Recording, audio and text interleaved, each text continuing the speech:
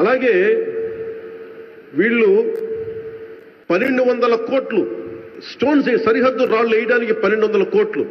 మీరు ఊహించుకొని ఇక్కడే 1700 కోట్ల రూపాయలు ఒక ఋషికొండ ప్యాలెస్ కట్టడానికి, 1200 కోట్లు ఈ సరిహద్దు రాళ్ళు వేయడానికి, అలాగే ఈ భూ హక్కు పత్రాల కోసం, పాస్ బుక్స్ కోసం. ముఖ్యమంత్రి గారికి నిజంగా పాపం ఎందుకు ఆయన నిస్సహాయత వ్యక్తం చేస్తున్నాం, ఆయన కష్టం కూడా మీకు తెలియాలి.